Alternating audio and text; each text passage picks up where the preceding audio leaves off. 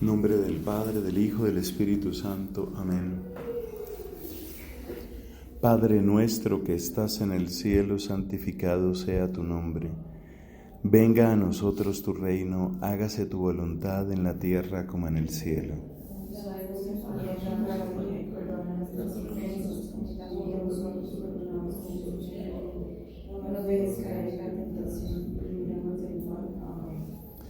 Nombre del Padre, del Hijo, del Espíritu Santo. Amén.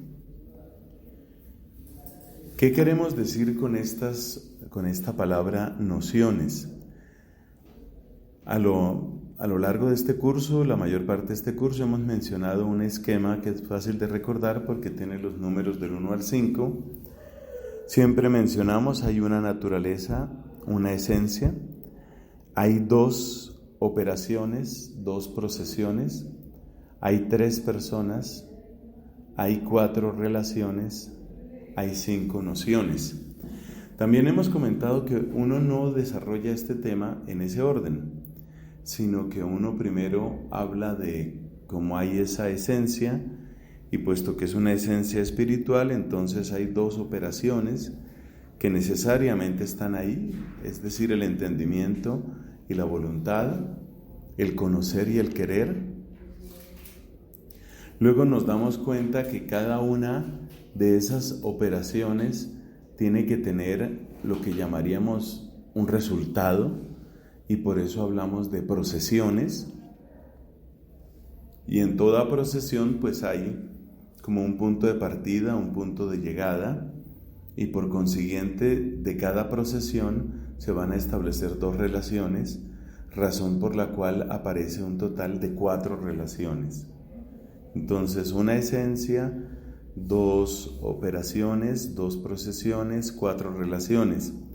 Al estudiar las relaciones nos damos cuenta que esas relaciones tienen que ser relaciones entre personas, y por eso hablamos de 3 personas. ¿Por qué no resultan 4 personas? Pues eso también lo hemos explicado. No se pueden agregar personas simplemente porque están las relaciones. Básicamente la relación de entendimiento nos va a hablar de 2 personas, y si luego pensamos cuál es el origen, cuál es el terminus a quo de la relación del amor, nos damos cuenta que tiene que darse en 2 personas, tiene que darse necesariamente en esas 2 personas.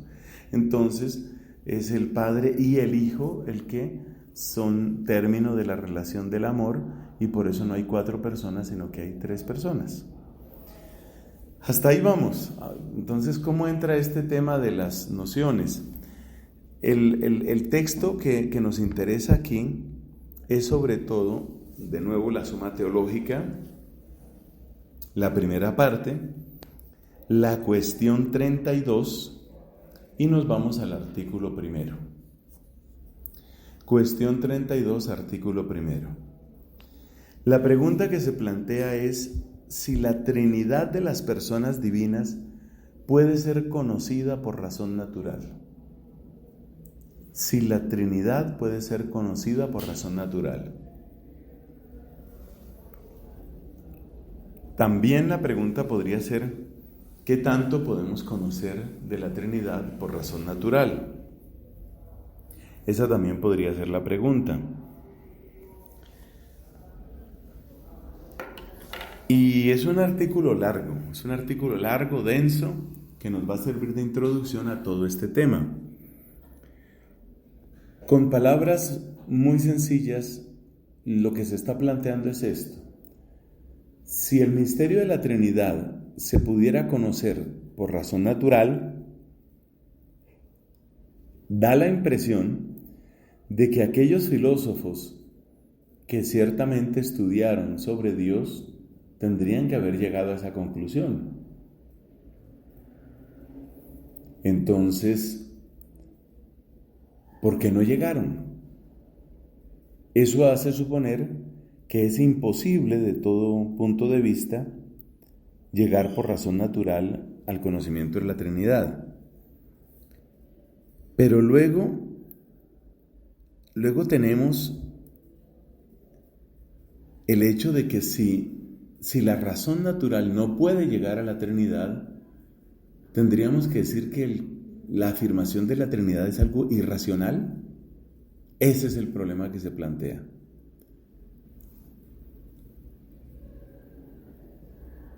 Si la razón natural puede llegar a la Trinidad, ¿por qué los filósofos paganos como Aristóteles, como Platón, no llegaron? Si en cambio la razón natural no puede llegar a la Trinidad, estamos diciendo entonces que el misterio de la Trinidad es irracional, es contrario a la razón. Esa es la pregunta. Es una pregunta difícil. Casi siempre cuando tomamos textos de la Suma Teológica nos centramos en la parte de la respuesta, pero en esta ocasión vamos a leer también algunas de las objeciones porque nos ayudan a precisar el tema.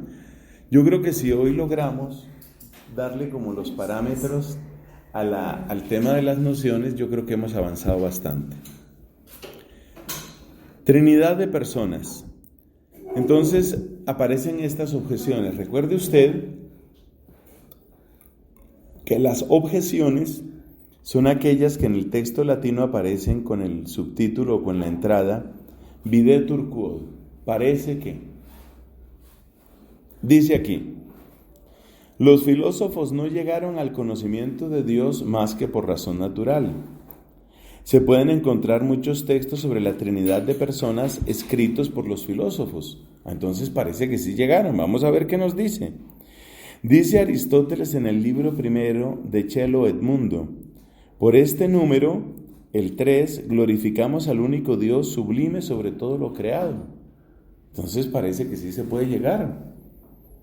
Una obra poco conocida, o mucho menos que otras de Aristóteles, de Chello et Mundo, pero dice: por este número glorificamos al único Dios. También Agustín en el 7º libro de sus Confesiones dice: en los libros de los platónicos leí, no con las mismas palabras, pero sí, y es completamente igual, con muchos y variados argumentos persuasorios, que al principio era la palabra y la palabra está junto a Dios y la palabra era Dios, y otras cosas parecidas con las que se da a entender la distinción de las personas divinas. Usted recuerde que, por ejemplo, entre los estoicos, yo realmente no sé a qué texto alude San Agustín aquí, ya se podría buscar, pero yo sí me acuerdo que entre los estoicos tenía una enorme importancia el tema del logos. Para ellos era fundamental el tema del logos. Logos que significaba como la razón, como la verdad, como la palabra fundamental, la ley fundamental. De hecho, el ideal de vida para los estoicos era vivir según el logos. Entonces ellos podría decirse que tenían algún rudimento o algún tipo de conocimiento de la Trinidad. También en el comentario bíblico que se llamaba la glosa, de Romanos capítulo 1 y de Éxodo 8:9, se dice que los magos del faraón fallaron en el tercer signo, esto es, en el conocimiento de la tercera persona, es decir, del Espíritu Santo, pero al menos conocieron 2. Ese está como más frágil, ¿no? Trismegisto dice: la mónada engendra la mónada, reflejando en sí su propio ardor. Trismegisto no era cristiano. Estas palabras parecen indicar la generación del Hijo y la procesión del Espíritu Santo.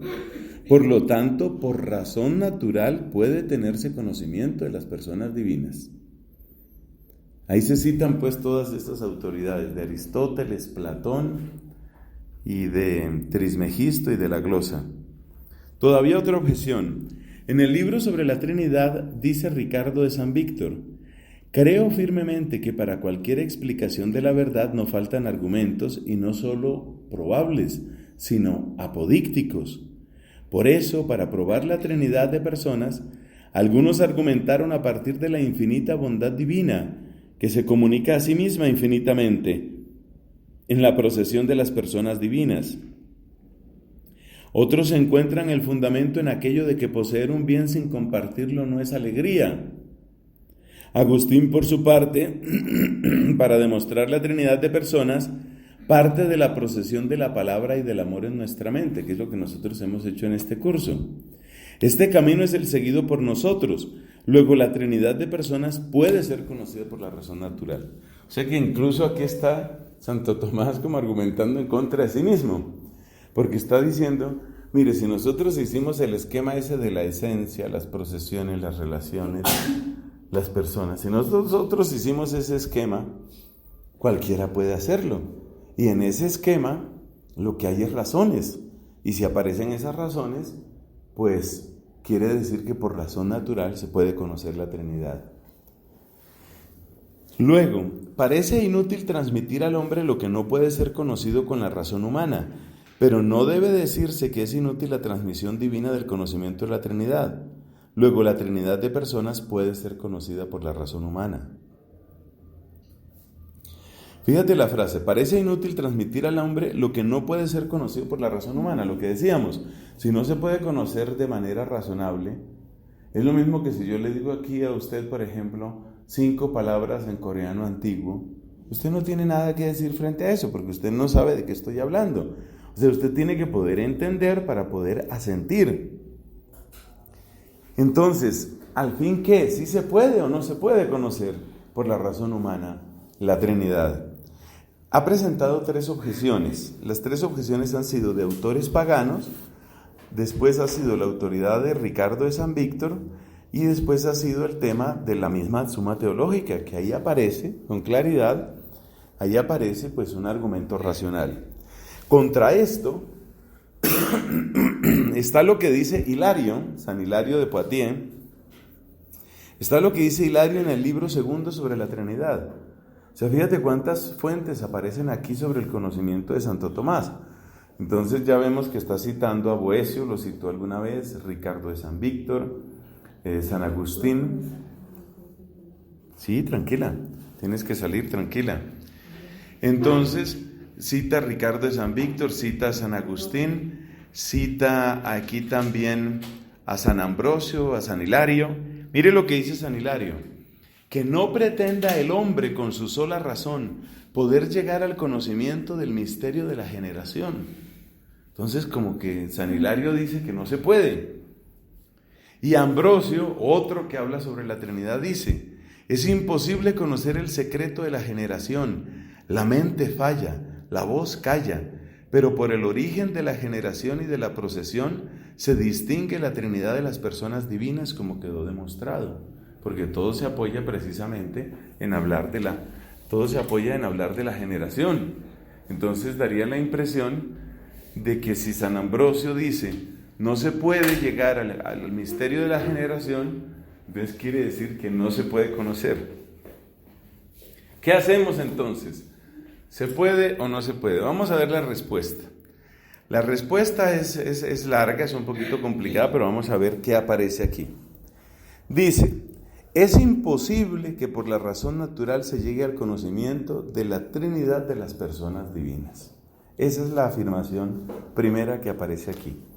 Entonces, el conocimiento, ojo con la formulación que es muy precisa, el conocimiento de las personas divinas, el conocimiento de las personas divinas. ¿Qué pasa con ese conocimiento? Es imposible para la razón natural. Es imposible. Entonces usted se preguntará, bueno, ¿y entonces qué hemos estado haciendo aquí todo el tiempo? Aunque si usted ha asistido a todas las clases, lo cual no es el caso de todos, es imposible para la razón humana. Si usted ha asistido a todas las clases, usted recordará que sí hemos sugerido en algún momento que no estamos conociendo a Dios, sino que estamos haciendo un mapa. Me acuerdo que usamos esa expresión, estamos haciendo un mapa de nuestra ignorancia, un mapa de lo que no sabemos sobre Dios. O sea que ahí está esa afirmación que se hizo hace unas cuantas clases. Pero vamos a ver qué tipo de argumento nos va a presentar aquí la Suma Teológica, y vamos a ver también entonces qué es lo que hemos estado haciendo, porque todo un semestre, ¿cierto?, protestas por el segundo corte, y entonces... entonces, ¿qué es lo que hemos estado haciendo?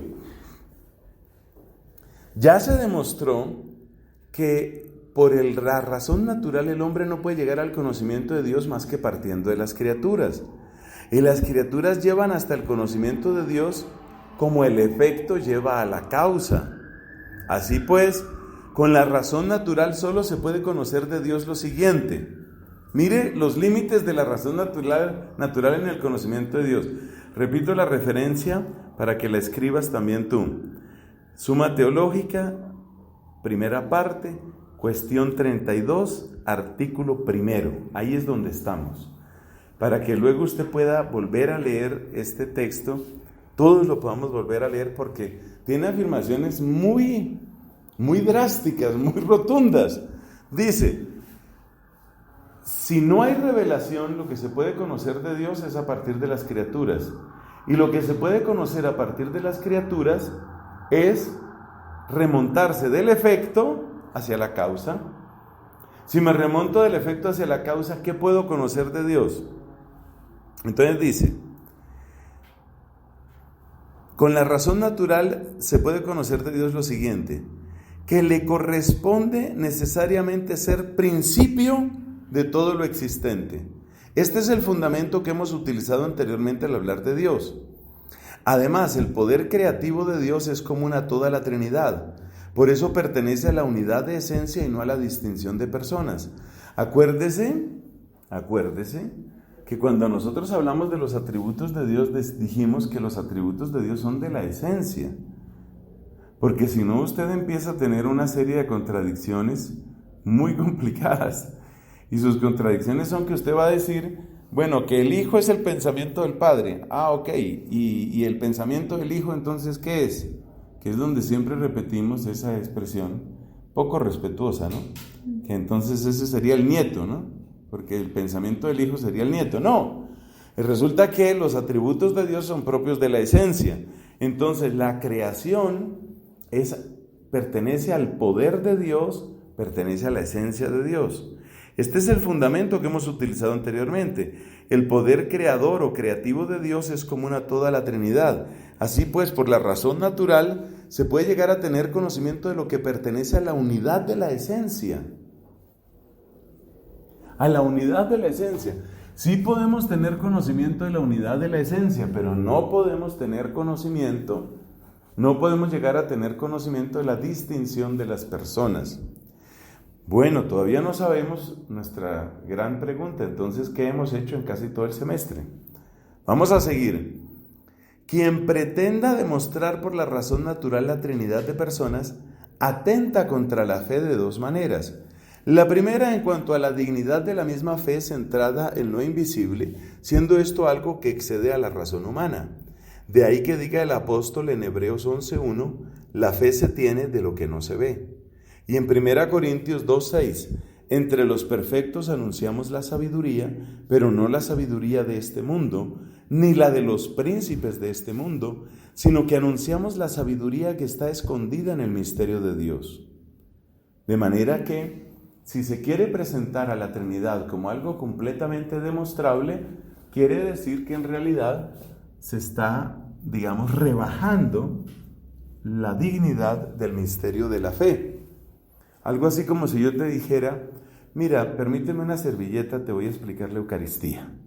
Es más o menos eso, es decir, estás rebajando la grandeza del misterio.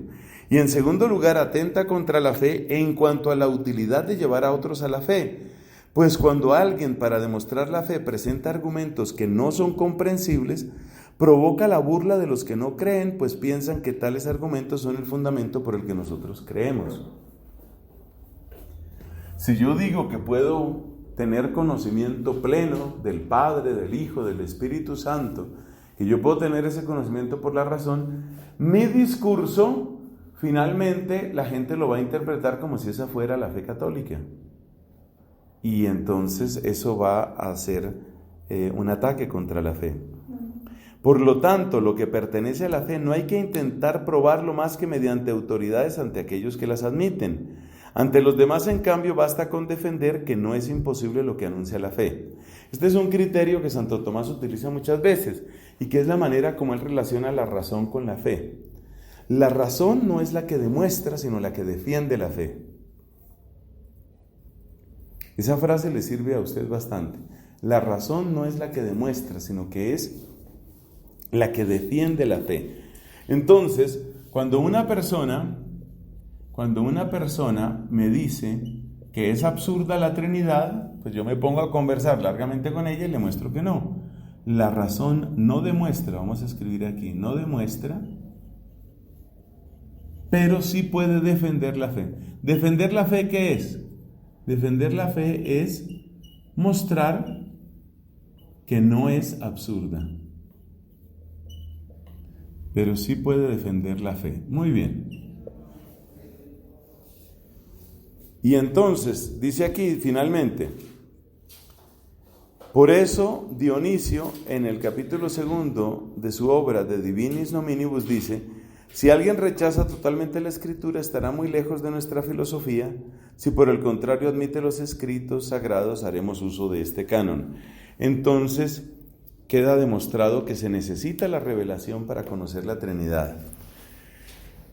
Bueno, pero ese tema está complejo, porque ahora vamos a ver las objeciones. La primera objeción, usted recuerda que es que los filósofos hablaban sobre cosas parecidas a la Trinidad, ¿no?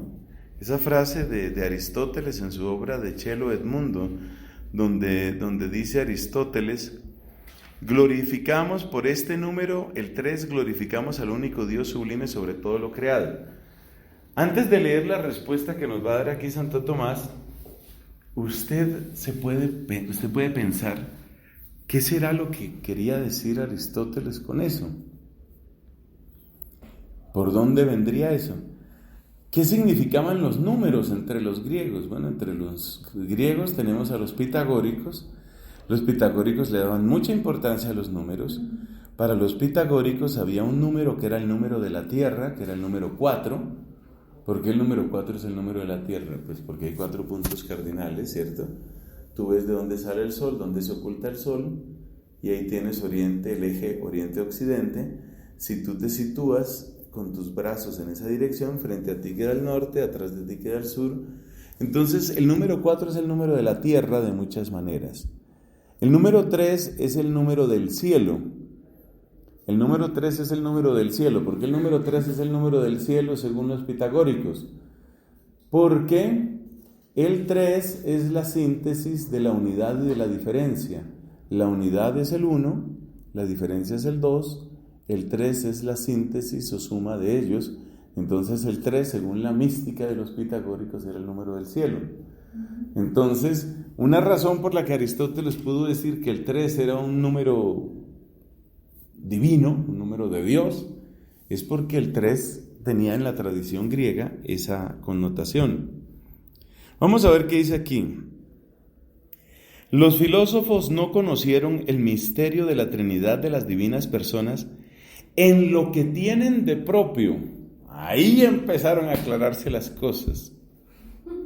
En lo que tienen de propio. Acuérdate una frase que dijimos varias veces aquí. Aquí dijimos, cuando nosotros hablamos de que el Hijo, o el Logos, o el Verbo, es pensamiento de Dios, eso todavía no es conocer al Hijo. Porque eso es lo mismo que ver a una persona que está pensando, hagamos de cuenta Darwin, que está pensando, pero yo no sé lo que está pensando. Entonces, una cosa es saber que está pensando, o saber que hay pensamiento, y otra cosa es saber qué está pensando. Esa es la distinción clave en este tema, que en el fondo pues ya lo habíamos dicho en otra de nuestras clases. Dice aquí: no conocieron el misterio de la Trinidad en lo que tienen de propio, como es la paternidad, la filiación y la procesión.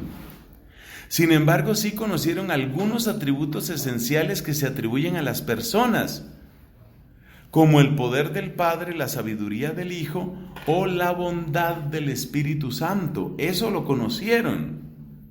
Entonces yo puedo conocer algunos atributos de Dios que luego son referidos a las personas. Nosotros sabemos, eso es lo que se llama las atribuciones, y eso nos va a servir precisamente para hablar de estas nociones. Entonces nosotros sabemos que es todo Dios el que es poderoso, pero el poder se refiere con mayor frecuencia, con mayor, llamémoslo así, con mayor abundancia de textos bíblicos, se refiere al Padre. La sabiduría es de todo Dios es sabio. La esencia divina es sabiduría, pero la esencia divina se atribuye especialmente al Hijo. Entonces, por el hecho de que ellos hayan hablado de poder, sabiduría o bondad de Dios, no significa que conocieran la Trinidad. Dice aquí, lo que dice Aristóteles, por este número, el 3, nosotros glorificamos, no hay que entenderlo como si él mismo pusiera el número 3 en Dios, sino que quiere decir que los antiguos usaban el número 3 en sus sacrificios y oraciones debido a cierta perfección que incluían en el número 3, que es lo que les decía que venía desde los pitagóricos. Desde los pitagóricos se veía el número 3 como un número de cierta perfección porque incluye la unidad y la diferencia. La unidad puede caer en monotonía, la diferencia puede caer en conflicto.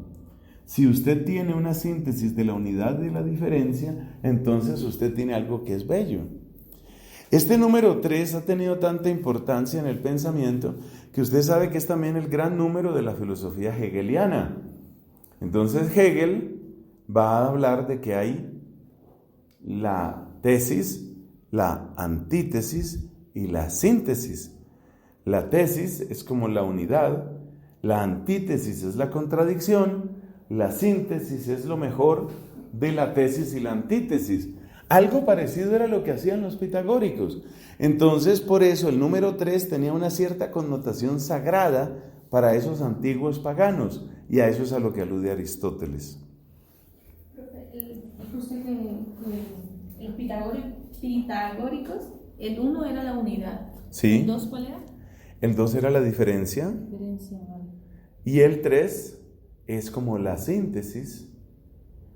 Pero la sola unidad, que eso también lo puedes escribir ahí, la sola unidad lleva a la monotonía, según ellos. La diferencia puede llevar al conflicto. Entonces, ¿qué quiero yo? ¿Una vida aburrida o una vida de peleas? Pues yo no quiero ni una vida aburrida ni una vida de peleas. Yo quiero una vida donde haya unidad y diferencia. Y eso se nota muy bien, por ejemplo, en las relaciones de amistad y todavía más en las relaciones de amor. En las relaciones de amor. Entonces, pues, dice el refrán, ¿cómo es? Los extremos se juntan, y también dice que los polos semejantes se repelen. Entonces, usted ve con mucha frecuencia en las parejas que las personas son como complementarias. Entonces, por ejemplo, él es muy extrovertido y ella es más bien callada, o lo contrario, él es muy callado y ella es muy extrovertida. Y esa unidad en medio de la diferencia es bonita. En cambio, dos personas que hablan a todas horas o que discuten a todas horas, o dos introvertidos, pues son aburridos. Entonces, por eso los antiguos griegos hablaban del número 3 como un número de perfección, pero eso no significa que conocieran la Trinidad. Y sigue haciendo su análisis. En libros de los platónicos se encuentra esta expresión: en el principio era la palabra. No en el sentido que signifique la persona engendrada en Dios, sino que por palabra se da a entender la razón ideal por la que Dios todo lo creó, y que es apropiación del Hijo. Entonces, es el sentido, ya lo habíamos explicado en esta clase, es el sentido que dan los platónicos y es el sentido que dan los estoicos. Ese es el famoso logos, como decir la idea. Usted sabe la importancia que tiene la idea o las ideas en el mundo platónico. Entonces, esa idea no está hablando de la persona del Hijo.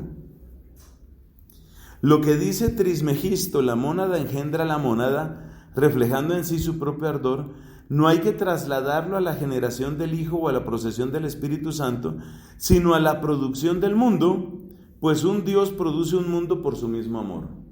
O sea, Trismegisto no está hablando del misterio de Dios en sí mismo, Entonces, aunque es una frase que materialmente se parece mucho a la Trinidad, pues es una frase que realmente no corresponde al misterio nuestro, porque él está hablando es del mundo. Algo así como que el mundo está expresando algo sobre Dios. ¿Qué significa la palabra mónada? Pues el que la hizo famosa fue Leibniz. La palabra mónada quiere decir una unidad, como decir un ente. Entonces, la mónada engendra la mónada significa Dios engendra al mundo, que por supuesto no es nuestra fe, porque nosotros no creemos que el mundo sea engendrado por Dios, el mundo es creado.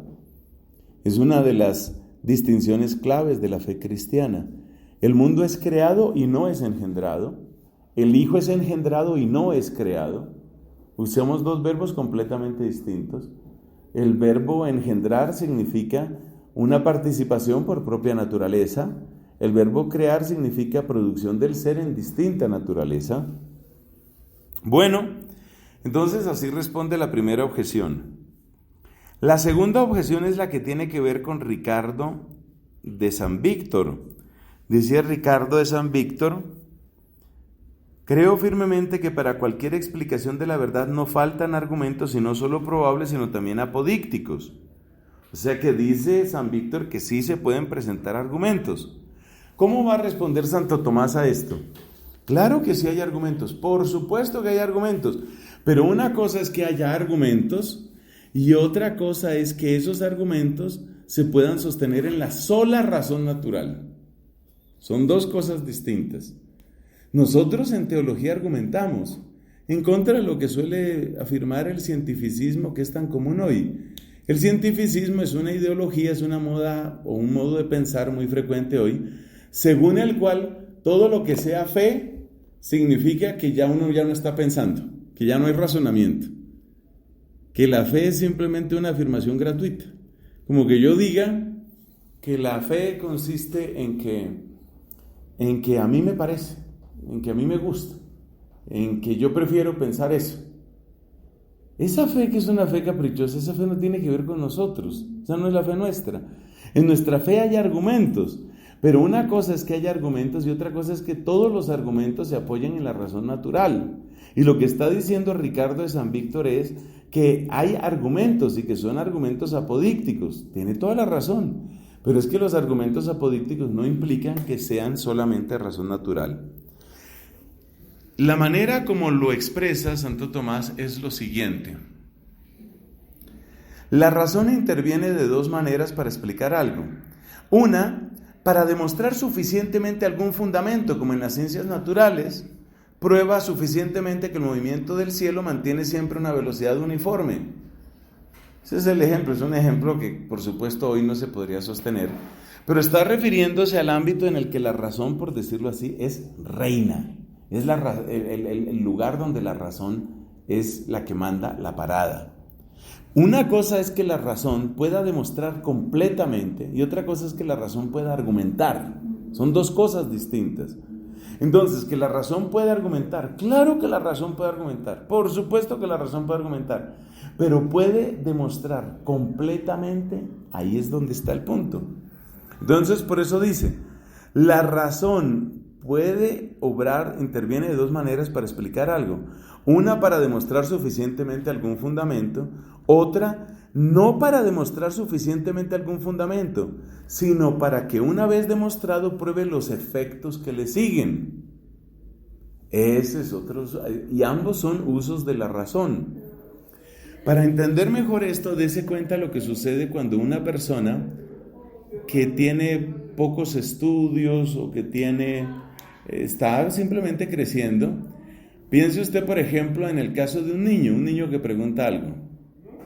Entonces, ¿por qué nuestro carro sí se mueve y el otro carro no se mueve?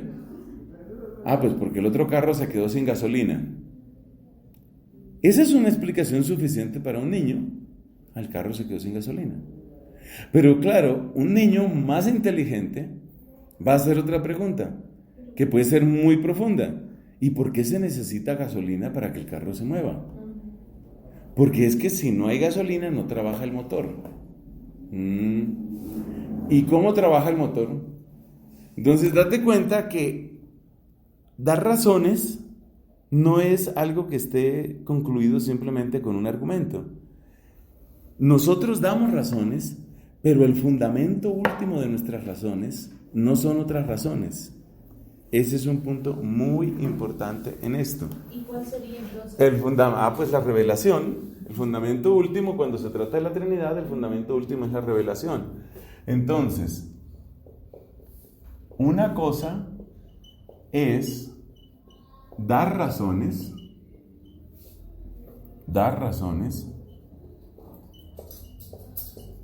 y otra cosa es que las razones sean suficientes. Que las razones sean suficientes. Son dos temas diferentes. Entonces, un papá respetuoso de sus hijos y de la inteligencia de sus hijos dará razones. Claro que les da razones. ¿Por qué tenemos que llegar temprano a la oficina? Porque tenemos que hacer una diligencia para la casa. ¿Qué diligencia tenemos que hacer para la casa? Aclarar un problema del impuesto que hay que pagar en la casa. Esas son nuevas preguntas. ¿Y por qué hay que pagar un impuesto? ¿Cuál es la razón por la que hay que pagar un impuesto? Esa ya es una pregunta más profunda. Entonces, nosotros encontramos razones y tenemos razones, por supuesto que sí. Pero, ¿cuál es el fundamento último de esas razones?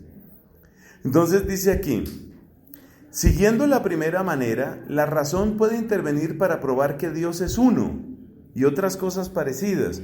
Entonces nosotros sí podemos avanzar, sí podemos avanzar con la razón. Y podemos con la razón demostrar que existe un Dios. Siguiendo la primera manera, la razón puede intervenir para probar que Dios es uno y otras cosas parecidas. Siguiendo la segunda manera, la razón puede intentar demostrar la Trinidad. ¿Cómo la demuestra? Los argumentos pueden ser congruentes, pero no suficientes para probar la Trinidad de las personas. Congruentes, pero no suficientes. ¿Qué quiere decir eso?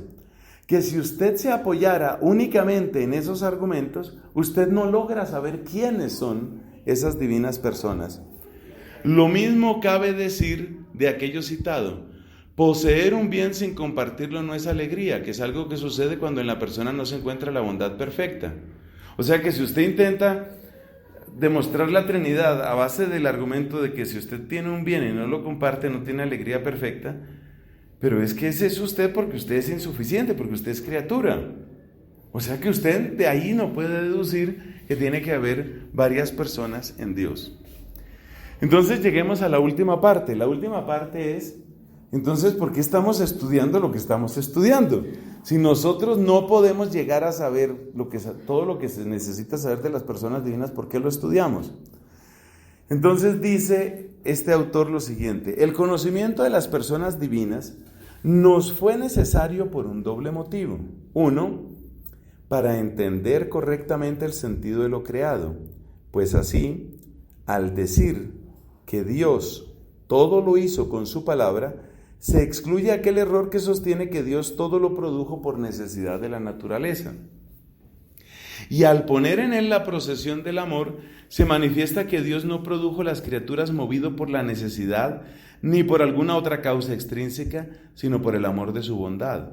Por eso Moisés, después de decir, en el principio creó Dios el cielo y la tierra, él estaba hablando de Moisés como autor del Génesis, ¿no?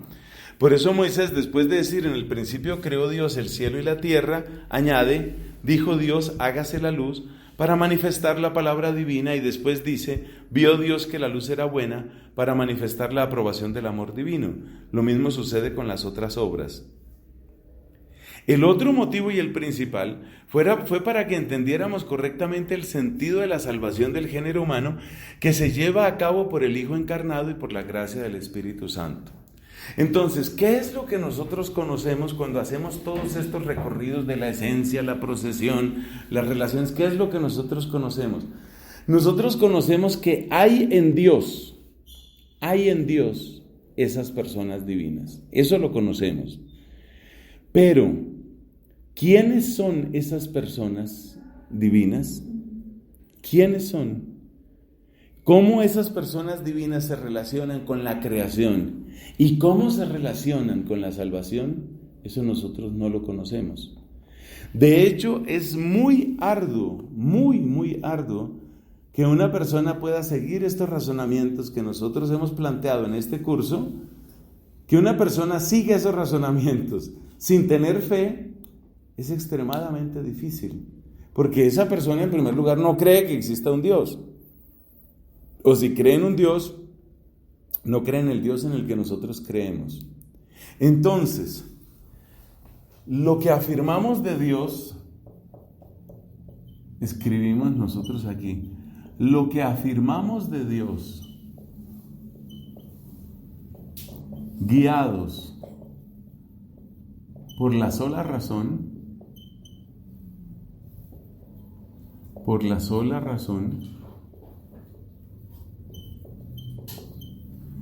nos aproxima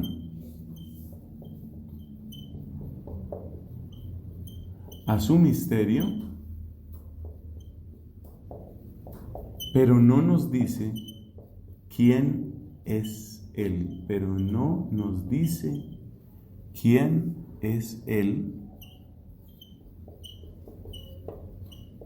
quién es Él, ni quiénes son las divinas personas, ni quiénes son las divinas personas.